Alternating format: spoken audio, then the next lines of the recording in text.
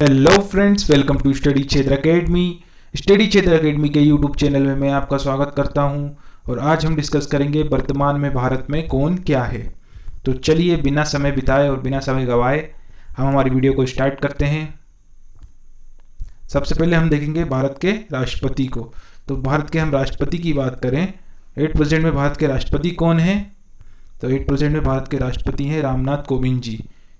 या आप तस्वीर उनकी देख पा रहे होंगे, रामनाथ कोविंद जी, जो कि हमारे 14 यानी 14वें नंबर के राष्ट्रपति हैं।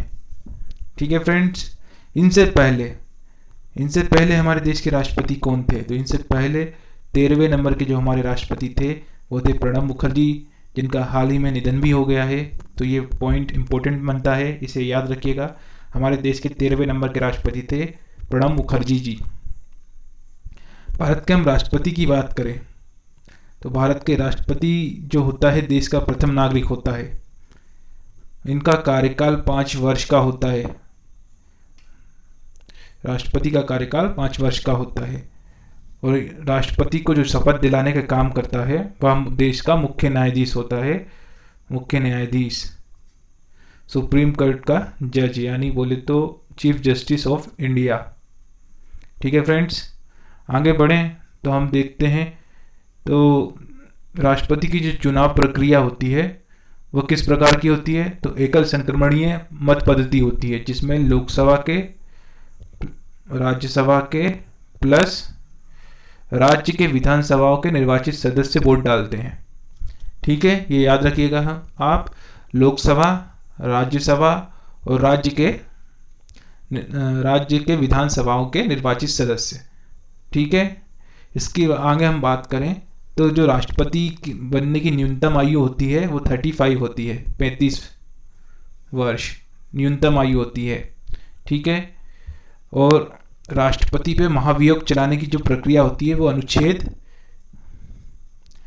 61 के तहत आती है। अनुच्छेद 61 के तहत राष्ट्रपति पर, हमारे देश के राष्ट्रपति पर महाभियोग की प्रक्रिया होती है, उसे पद से हटाने की प्रक्रिया। इनसे पहले कि हम बात करें, सबसे पहले की हम अगर बात करें तो पहले हमारे देश के जो राष्ट्रपति थे सर्वप्रथम वो थे राजेंद्र प्रसाद जी, जिनका कार्यकाल था 1950 से 1962।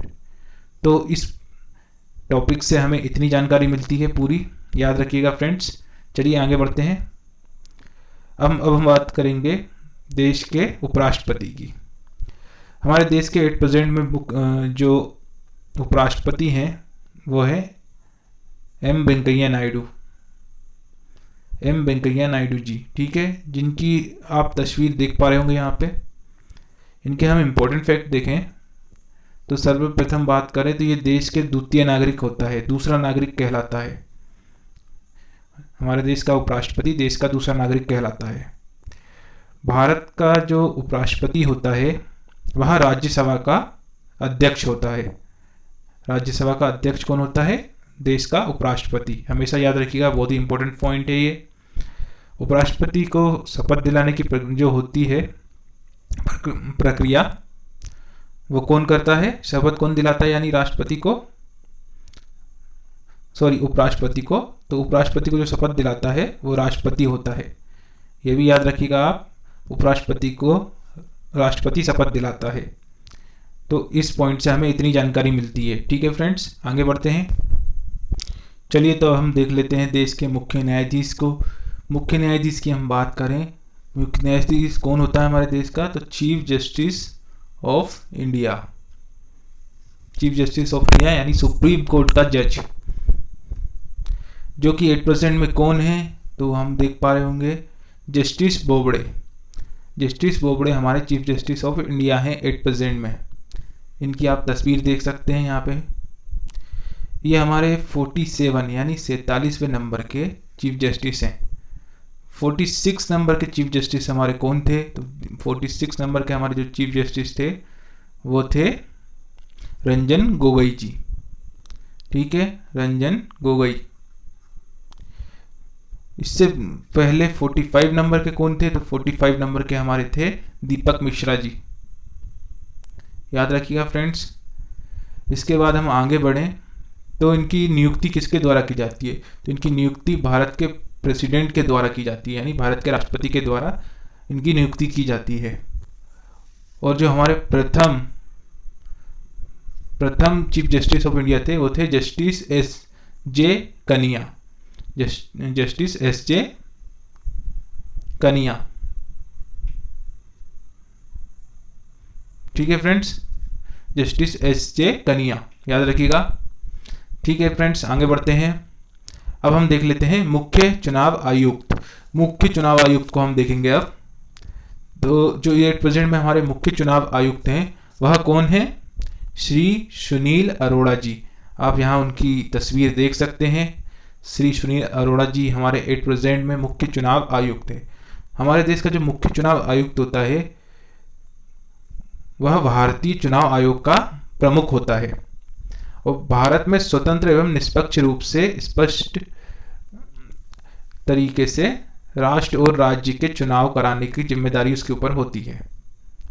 और इनकी नियुक्ति जो होती है, इनकी नियुक्ति भारत के प्रेसिडेंट के द्वारा की जाती है।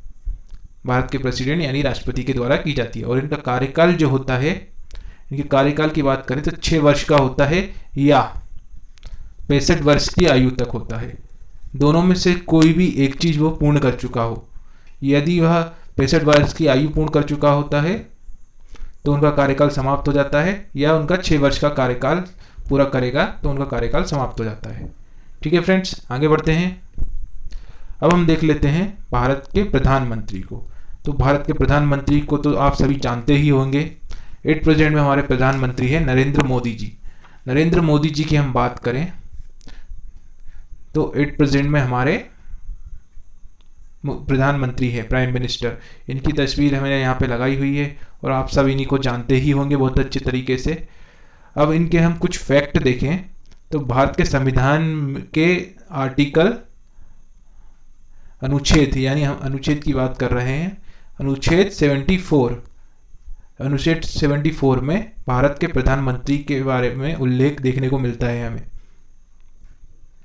ठीक है फ्रेंड्स, और इसमें स्पष्ट रूप से मंत्री परिषद की अध्यक्षता तथा संचालन हेतु प्रधानमंत्री की उपस्थिति का होना आवश्यक माना गया है। ठीक है फ्रेंड्स, और इनकी शपथ जो होती है वो किसके द्वारा कराई जाती है? शपथ इनकी हमारे देश के प्रेसिडेंट के द्वारा कराई जाती है, यानी राष्ट्रपति के द्वारा। इन बातों को याद रखिएगा। चलिए आगे बढ़ते हैं। अब हम देख लेते हैं लोकसभा का अध्यक्ष। लोकसभा का अध्यक्ष हमारे एट प्रेजेंट में कौन है? तो लोकसभा के जो अध्यक्ष है हमारे एट प्रेजेंट में वो हैं श्री ओम बिरला। कौन है? श्री ओम बिरला, जिनकी आप तस्वीर यहाँ पे देख पा रहे होंगे। ठीक है फ्रेंड्स, लोकसभा के अध्यक्ष की हम बात करें तो लोकसभा अध्यक्ष अन्य लोकसभा सदस्यों की तरह ही एक सदस्य के रूप में शपथ लेता है। ठीक है फ्रेंड्स, आगे बढ़ते हैं। अब आगे हम देखते हैं राष्ट्रीय सुरक्षा सलाहकार। राष्ट्रीय सुरक्षा सलाहकार की हम बात कर रहे हैं, जो कि एट प्रेजेंट में हमारे कौन हैं? तो अजीत डोवाल जी, जिनकी आप तस्वीर देख सकते हैं यहाँ पे। अजीत डोवाल जी हमारे राष्ट्रीय सुरक्षा सलाहकार हैं। अजीत डोवाल जी की हम बात करें तो कहते हैं इनका जो पद है राष्ट्रीय सुरक्षा सलाहकार, इस पद में जो व्यक्ति होता है उसकी नियुक्ति कौन करता है? तो उनकी नियुक्ति प्रधानमंत्री के द्वारा की जाती है, यानी प्राइम मिनिस्टर ऑफ इंडिया के द्वारा इसकी नियुक्ति की जाती है। इस पोस्ट का जो गठन है वो कब हुआ था? तो इस पोस्ट का गठन 1998 में किया गया था। इन बातों को ध्यान रखिएगा। ठीक है फ्रेंड्स, आगे बढ़ते हैं हम। अब देखेंगे हम महान्यायवादी। हम महान्यायवादी की बात करें तो महान्यायवादी हमारे एट प्रेजेंट में कौन है? वेणुगोपाल, जिनकी आप तस्वीर देख पा रहे होंगे। अनुच्छेद 76 और अनुच्छेद 88 यानी 88, इन दोनों में ही महान्यायवादी का उल्लेख हमें देखने को मिलता है। ये दोनों ही अनुच्छेद हमारे महान्यायवादी से संबंधित है। ठीक है फ्रेंड्स, आगे हम बात करें तो भारत का न्यायवादी देश का सर्वोच्च कानून अधिकारी होता है। ठीक है, जो हमारा महान्यायवादी होता है वह भारत का सर्वोच्च कानून अधिकारी होता है और इनकी नियुक्ति जो होती है, इनकी नियुक्ति राष्ट्रपति के द्वारा की जाती है, यानी प्रेसिडेंट ऑफ इंडिया के द्वारा। इनकी योग्यता क्या होती है? तो योग्यता की हम बात करें तो सुप्रीम कोर्ट के न्यायाधीश होने के लायक होने चाहिए ये, सुप्रीम कोर्ट के न्यायाधीश होने के लायक होने चाहिए ये, तब वह महान्यायवादी बनने योग्य होते हैं। ठीक है फ्रेंड्स, इन बातों को ध्यान रखिएगा। आगे बढ़ते हैं। चलिए दोस्तों, अब हम देखते हैं रिजर्व बैंक के गवर्नर के बारे में। 8% में हमारे जो रिजर्व बैंक के गवर्नर हैं वह है शक्तिकांत दास जी।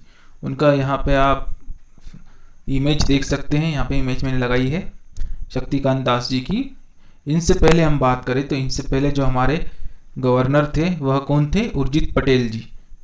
उर्जित पटेल जी हमारे इससे पहले गवर्नर थे। और जो शक्तिकांत दास जी है ये हमारे जो रिजर्व बैंक के गवर्नर हैं, ये 25वें नंबर के हमारे रिजर्व बैंक के गवर्नर हैं। 25 याद रखिएगा फ्रेंड्स, 25 नंबर के रिजर्व बैंक के गवर्नर हैं ये।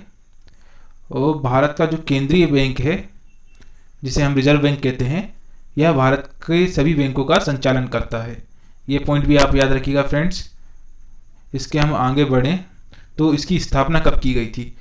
रिजर्व बैंक ऑफ इंडिया की स्थापना कब की गई थी? तो रिजर्व बैंक ऑफ इंडिया की स्थापना 1 अप्रैल 1935 को की गई थी, 1935 को। ये भी याद रखिएगा, बहुत ही ज़्यादा इंपॉर्टेंट क्वेश्चन है, अक्सर एग्जाम में पूछ लिया जाता है। अब हम आगे बात करें तो आरबीआई के प्रथम गवर्नर कौन थे? तो आरबीआई के जो प्रथम गवर्नर थे हमारे वह थे ब्रिटिश ओसबॉर्न स्मिथ। इनका नाम है ओसबॉर्न स्मिथ, याद रखिएगा, ओसबॉर्न स्मिथ, है ना फ्रेंड्स। और जो हमारे उर्जित पटेल थे वो हमारे 24 यानी 24वें नंबर के रिजर्व बैंक के गवर्नर थे। ये भी याद रखिएगा आप लोग।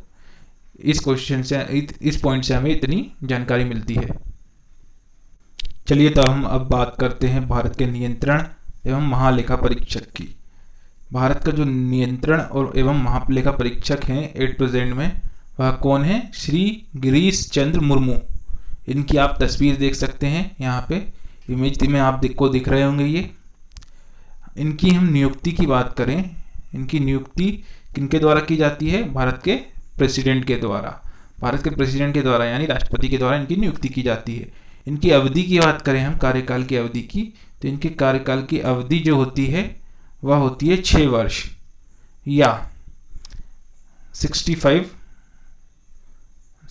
वर्ष, यानी 6 वर्ष की आयु पूर्ण कर चुका हो या 65 वर्ष की आयु वो पूर्ण कर जाते हैं तो इनका कार्यकाल समाप्त हो जाता है।